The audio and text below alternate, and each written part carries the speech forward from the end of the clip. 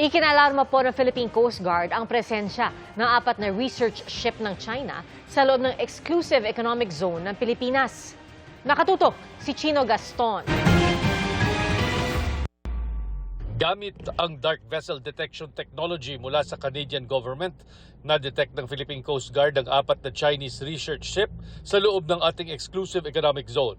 Ang ocean bed mapping vessel na Xiangyan Hong 33 sa Rizal Reef malapit sa Palawan, ang hydroacoustic research vessel na Xi'an 1 at deep sea research ship na Jianggang na parehong malapit sa Itbayat, Batanes.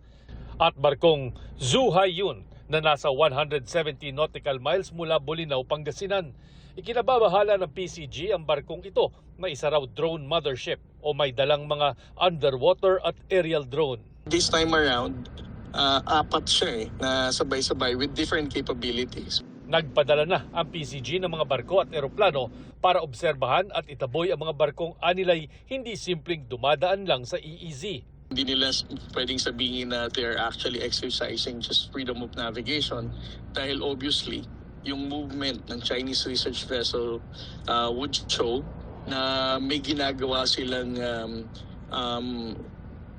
research, marine scientific research without the authority of the Philippine government.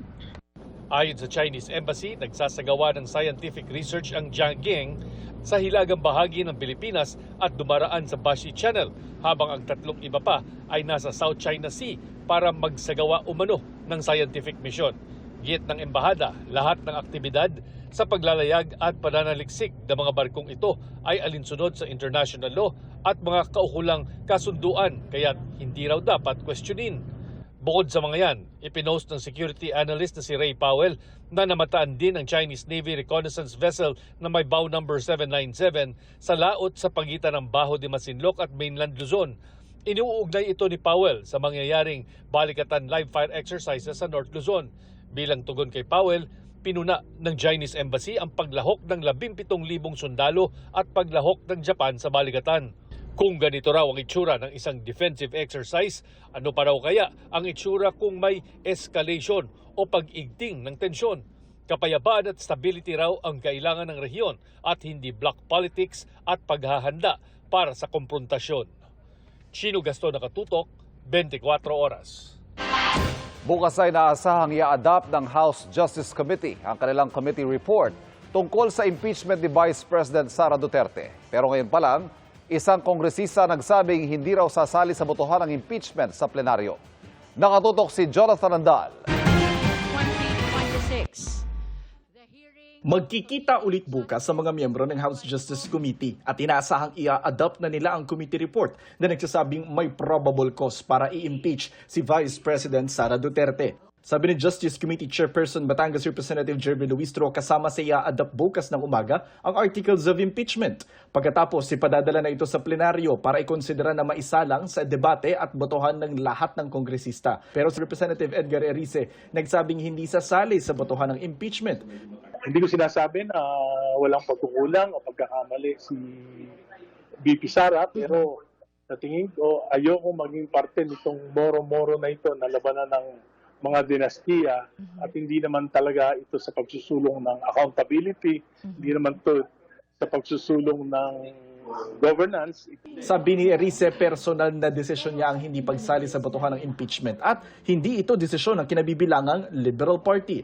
Iimupin ko sila na huwag kaming sumama sa Marcos, huwag kaming sumama sa Duterte, maglagay kami ng kandidato namin. Noong April 29, 53 kongresista ang bumoto para sabihing may probable cause para ma-impeach si Duterte. Sabi ni Erice, marahil may dilema ngayon sa mga kongresista kung paano boboto sa impeachment. Tinatansya yan ng mga nakaupong congressman. Ano ba mas makakabuti sa akin? Self-interest over national interest. For example, yung mga nasa Mindanao, siyempre apektado sila nung backlash. Sinusubukan pa namin kunin ang panig ni Luistro kaugnay sa pahayag ni Erice. Jonathan Andal, Nakatutok, 24 Oras. Isa ka ba sa mga tila tinatamad kumilos tuwing tag-init? May paliwanag dyan at may paalala ang mga eksperto. Alamin sa pagtutok ni Katrina Son. Fun under the sun ba kamo? Para sa ilang rider na normal mababad sa araw, extra challenge ang gumalaw kapag napakainit. Parang pag kumilos ka, parang hindi ka komportable. Parang gano'n yung sarili mo, parang nakakatamad talaga gumalaw. Pero kailangan bumiyahe kasi para sa anak ko Nilalabanan ko na lang po. May ibang mas pinipili ang staycation dahil kahit paglabas lang, kinatatamaran pa. Yung iba nasa bahay na lang po, nasa aircon. Kesa naman po lumabas, magbabad sa initan. Nangyayari talaga ang pagiging sluggish kapag mainit ayon sa mga doktor.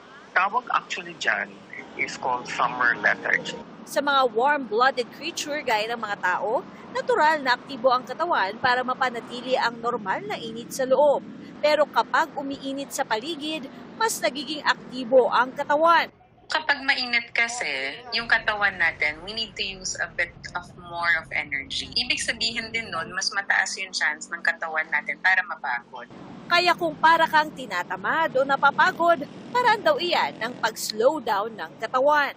Di ba? Pag ang mga gadget natin naglo-lowbatt, nagkakaroon tayo ng power saving mode. So ganun din yung katawan natin. Pero wag daw ito baliwalain.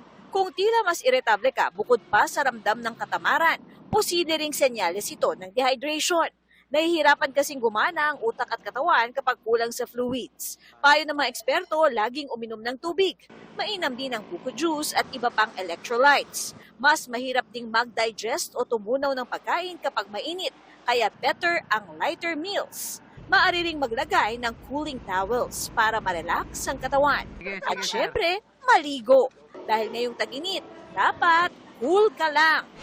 Katrina Son, Nakatutok, 24 Oras.